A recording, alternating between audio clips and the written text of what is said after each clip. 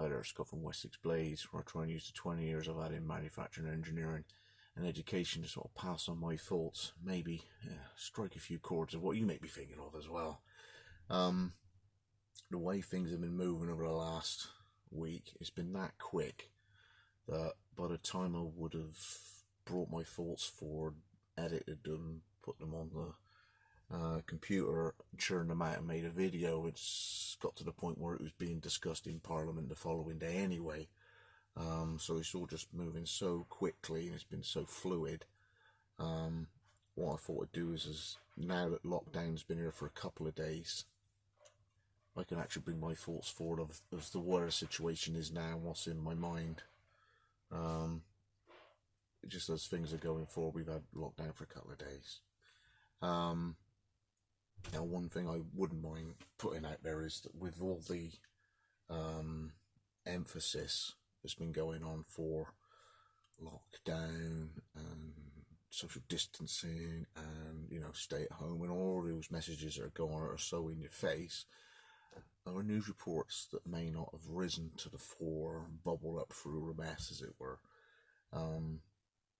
There's other things that going on that we may not hear about, such as Prince Andrew and things like that. Laws and bills that could be going through Parliament that we may not get to hear. There's a Brexit thing going on, something or other, fishing rights. Whether or not they get as much attention due as what they should have done. Another thing that was called into action in the last couple of days or something was that student doctors and possibly nurses in their final year and then getting moved towards the front line, and whether or not something like that could be happening for police, paramedics, other areas of the services that they haven't actually finished their training yet, and yet they could be brought forward and used somewhere within the social services and health services. So hopefully they're all up to the task. No doubt that they're all up for it. But I'm on about whether or not they could be thrust into the front line. Now I'd say at the beginning of this right now, the prepper community, we've been preparing for this, but we haven't been wishing it. Okay, so anybody who's coming across this video, we haven't been wishing on it so we could disappear into our bunkers with our Series 4 of gas masks, whatever. We wouldn't want this on society. So this pandemic, as it were. There's other things that we've been preparing for: power outages, bad winters, big blizzards and things like that. So we've got our contingency plans so that we don't end up putting other emergency services under stress because we're going out to go shopping, because we ain't got everything. We've got a modicum amount of stores, and we have a contingency, and we have things to fall back on. But I say, from this situation that we got with this coronavirus, there's a few areas I want to sort of have a discussion with you and have a chat, and maybe there's something that we could, maybe I'm all about trying to make things for the better. So we've had this as a bit of a real frightener, right? People are dying from this now. Now the World Health Organization has been talking about these wet markets. They call them wet markets, where you get butchered animals and live animals, and they're actually butchered there and then, but with the same cleaver that they've been butchered. Everything's there and then in the morning, and everything's all stacked on top of each other, just everything all mixing together. God knows what's mixed up, all right? And they've been highlighted that these markets were just a hotbed for a mess coming out of a virus or some bacterial outbreak or something for years, and China has actually apparently putting a stop to them. But we know what happened with the last thing that we heard, when some doctor was trying to blow the whistle on it, well, the reports, did they come out early enough? Were the whistleblowers silenced? So anything that's coming in and out of China, oh yes, we've stopped them. We need to make sure that they are stopped and they are prevented, so that we don't have this potential bad mix of, you know, butchered animals that have come from the bush, as it were, not prepared, not clean, not butchered properly, butchered with the same knife, everything's all hurled all together. It's just a bad idea. But it's not just stopped in China and checked independently, but stopped maybe the whole world over. So whether or not we can have a letter to our MP how this can be brought forward in any way, a UN or something, I don't know, just to stop this crazy thing happening again, because we got it from a live feed market. I think it was SARS first, and then you get bird flu, whatever. You know, we can do without this in the future from the same mess. Now, the death rate that we're getting from this coronavirus, this respiratory thing, is not a worst case scenario. When you start getting into level 1, level 2, level 3, level 4 pathogens, the nightmare scenario is something that's got like a 3-4 month or a year incubation period where there's no outward expression that you've got this thing, that you're carrying it. The incubation period is a period of days before you may give some form of outward manifestation of the thing that you're going down, you're not very well. That could be a minor, mild flu-like symptoms to really bad hacking cough, but it's not like HIV, which could be on you for years or whatever before you end up with the AIDS. So this is not the worst case scenario in terms of incubation period, and it's not the worst case scenario in terms of death rate. Something like Ebola is like 70%. This is we're knocking around about 3 to 4%, but it's only in terms of the tests, which are hit and miss anyway, because not everybody's getting tested. So there could be thousands of people out there in the public that haven't been tested, that have had no outward expression, and so the figures are all skewed, because it could end up as 1.5%. That chap Whitty, he's trying to make it out to be, maybe it could be as low as like 0.6 or 0.8%. So we're looking at something that's not the worst case scenario of a really long incubation period and a really high mortality rate. So with that being said, the CDC apparently has been dropped on their funding, and unless you've been prepped, you won't have boxes of gloves lying around the house, or you might not have respirators lying around the house if you're a normal member of society. So there's no real contingency within a country to be able to suddenly dip into stores of have it, or make them in-house anyway. Do you understand? Where, when there's a sudden glut of it and there's a sudden need of it, they haven't got the capacity to begin with. And another thing I've picked up is, I think America gets their penicillin from China. That worked out well, didn't it? So anything to do with antibiotics, I know it's an antiviral, but of course they'll still need antibiotics in case they get the COVID-19, because you end up with a bacterial infection as well. Okay, China sort of shut off. Okay, so to have some form of PPE and pharma that's in the country itself from production, so that we're not completely dependent on another country to bring it in. Yeah, it's great if we can, but it's just the usual situation where, it's all from somewhere else. But if that country goes down and you haven't got the facility, you haven't got the scope, you haven't got the capacity to be able to get it in, because you ain't got any yourself. The whole thing's self-perpetuating nightmare, all right? So apparently some big pharma are working together. I'll go get my tinfoil hat now. There's I think it was Trump got 7 of the biggest countries, companies like Johnson and Johnson all had to come together. So they're all working together. It's bound to be fine, isn't it? But anyway, apparently they're making headway into vaccines or whatever, which is a big sort of roll of the dice, as it is for a lot of people who are anti-vaccine. But now that this sort of thing's happening, we've had accidents and we've had disasters in the past, but each time that something like that has cropped up, we've adjusted the way we do things. So we've had things like the BSE, which is the bacterial spongiform encephalitis, the brain thing within animals.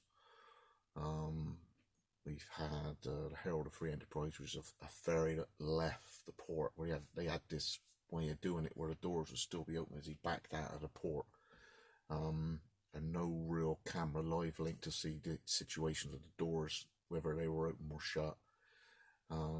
Things like Hillsborough, the crowding and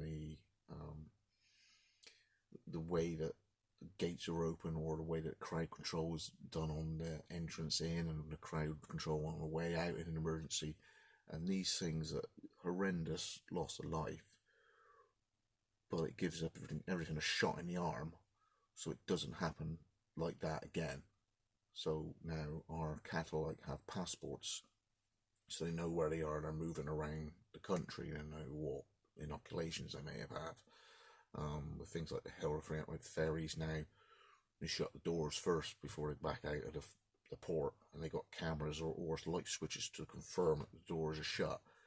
And you have the terraces are different in football stadiums, and the seated areas are far safer,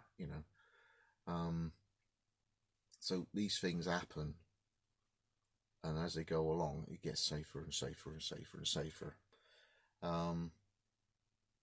So there's other things like, there may be not necessarily a great loss of life, but things like Formula One, where because there's money in it, there's big money in Formula One, and each team is trying to get ahead of the other one. So things like anti-lock brakes, or better aerodynamics, or better suspension, was it adaptive, where the front wheel goes over a bump and it tells the back wheel to expect it, so it's ready to go. Those sort of things filter down into the public market and gradually improve because there's money in it. Now with this big upset with this pandemic, perhaps things like CDC will be getting better funding. Perhaps things like pharma within each country will get better funding. Now better funding makes more research makes better products, more products makes a bigger industry makes more jobs. So again, letters to MPs in order that higher, greater emphasis in terms of contingency for PPE, contingency for paracetamol, ibuprofen, painkillers, what do they call them? Antibacterial things. What do they call these things? I don't know. Antibiotics, that's it. I don't use it very often, but antibiotics, they're not necessarily, you get the active ingredient, have to come all from China. We do something, so we've got at least two labs or something in England making that sort of stuff, so we've got a way of doing it. And if we end up shutting our gates, doors, ports, airports, whatever, we can always ramp it up later, but at least we've got it to start with. Another thing is, I brought their attention to is hygiene. I mean, I don't know how many times you've been to the service stations on the M5 or the M4.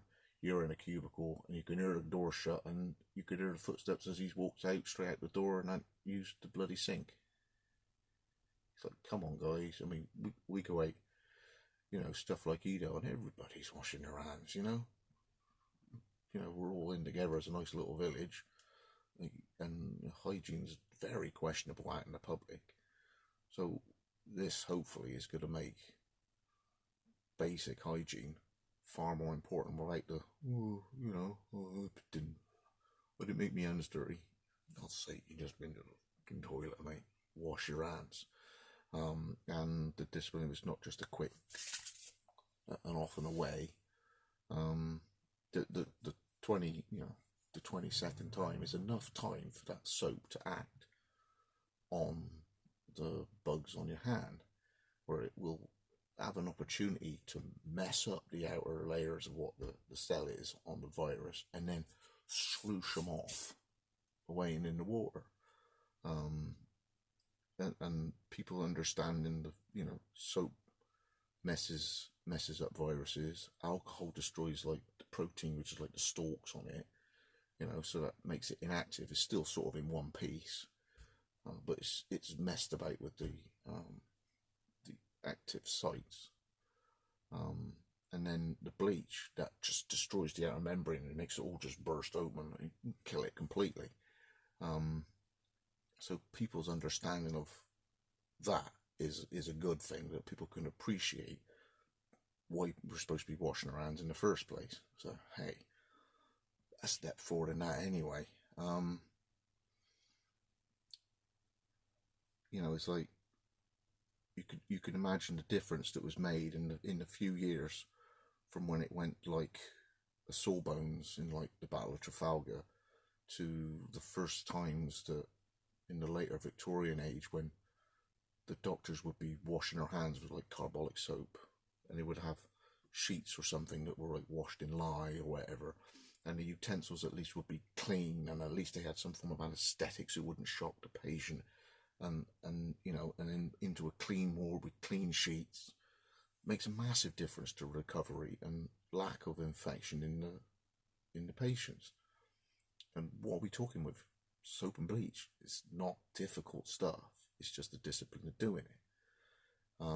So maybe finally that it could be the shot at the arse, the shot in the arm, or whatever, that makes society realise that us as an organism, multicellular, these viruses, which is just a little packet of RNA or DNA, all that's built for. Remember Jaws? All it does is swim, eat, made baby sharks. That's all he does.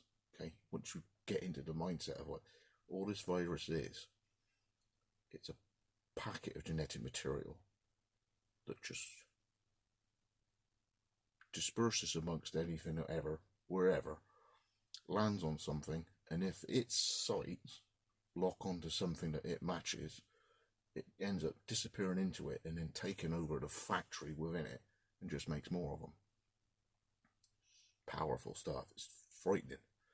And so all that cell does is make more of them until it makes itself destroy itself, and then boof, it's just viruses everywhere. And instead of one or two gone in, there's thousands of them, off to the next one, off to the next one. It's, you can't beat DNA. All it wants to do is make more DNA or RNA.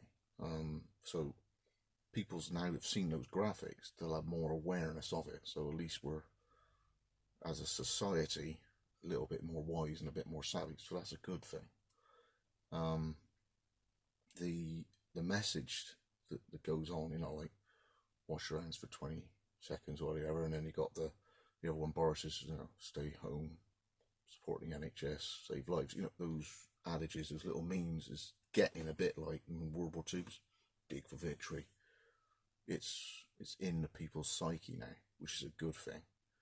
But you don't want to be totally listening to everything that's going on. You want to keep your eyes savvy to the news reports, as I mentioned earlier, that may not be rising to the fore. So keep your wits about you, keep your nose to the ground, and then wash it. Just in case something gets slipped through without us being aware of it. Look, the benefits of all our greater awareness, the possibility of pharma working together for the good. There's a greater chance that in the future, when the next one hit, it will 10, 20 years when the next one hits, this could be something that's got a longer incubation period. This could be something that's got an easier way of transmitting. This could be something that survives even longer on surfaces. It could be something that's got an even higher mortality rate, but at least the labs have got into the swing of doing it, like the DNA sequencing, knowing how to kill the sites on the stalks if it's a coronavirus. So, like, you know, this has warmed us up, yeah. But since all this has happened in China, can everybody remember the map of the pollution? There's been reports out that already, because the pollution had dropped off from January and February, so it's shut for 2 months, it already saved 4,000 children's lives. And I think the figure is around 70,000 elderly people over 70 have been saved just to the lack of nitrogen dioxide and pollution and particulates and all that. So you're thinking that's big numbers, all right? And that's just from pollution. So, you know, that in a way has proved the point that belching out great loads of smoke from power stations ain't the best thing in the world either. And really bad emission vehicles. So, you know, whereas in England we have MOTs every year, and our CO2 is measured. So if you've got a car that all the rings are gone and is belching out black smoke, you wouldn't pass an MOT.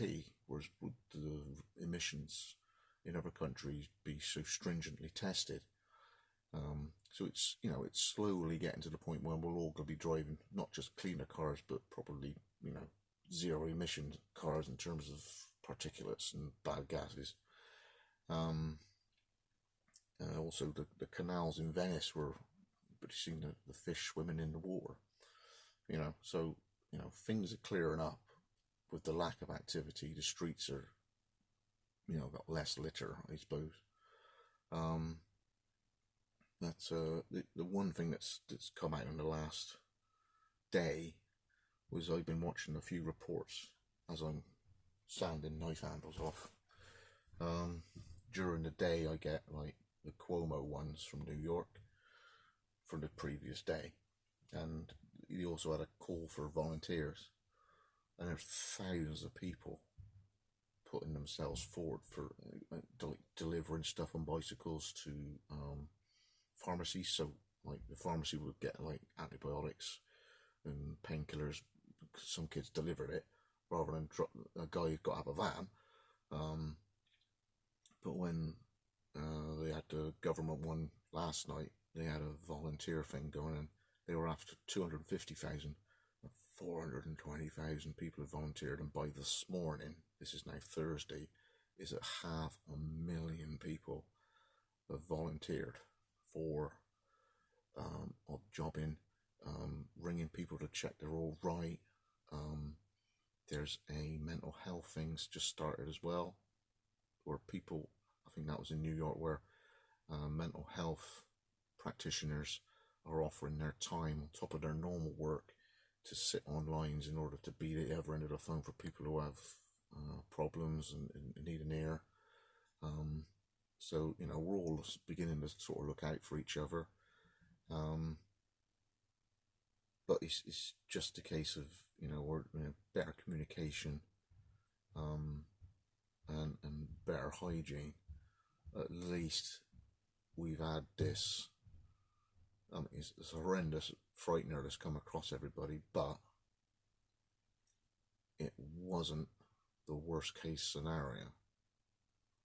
You know, here's me knocking on the door of 50 years old, but due to going to the gym the last week, I'm probably the fittest and strongest I've been in 20 years since I stopped.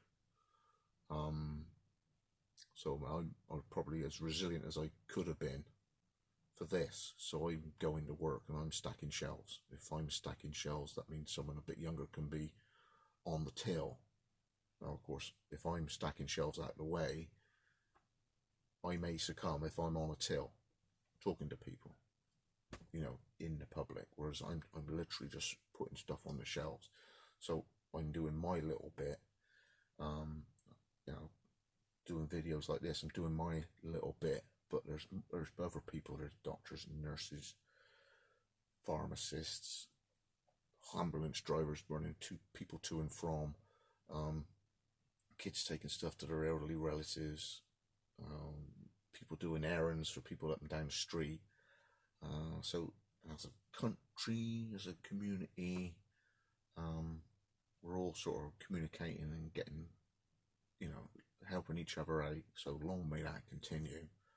But as for going forward with this sort of lockdown that we've got at the moment, I'm guessing that they'll let the peak come, however bad that's going to be, and as it tails off, what they don't want is the release out in the community, and then you get another big peak, which could be bigger than the previous one.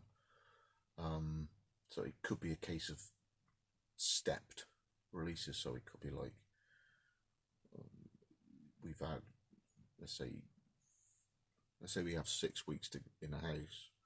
We could have something like 3 to 4 weeks back out, and then another 6 weeks back to house. I don't know how it's going to go, but it may not be the best thing in the world for us as a full release at the end of this initial first cycle.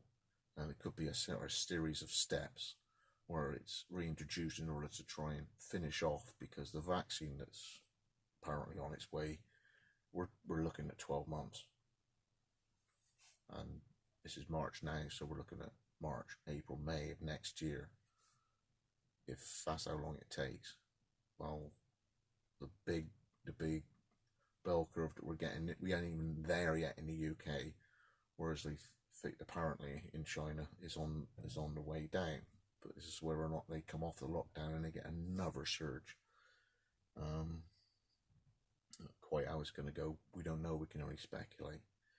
But yeah, that's sort of my faults, but it's along the lines of maybe next couple of days a letter to your MP saying that these live food markets is a hotbed for natural disaster like this again. So we want them banned globally. Maybe it's not such a good idea to have our active ingredients in our pharma, so our antibiotic bits, antivirals, and our PPE made and sourced from another country entirely. We need some form of production in our own countries. Yeah, we need a good drive towards hygiene and provision for it within the UK. So stuff like this is now prevalent in our mind, and then we retain that discipline afterwards rather than let it slip again. So these are sort of my faults, my ramblings, as it were. But you know, stay safe, stay clean, and I'll see you on the next one, our next prepper check-in.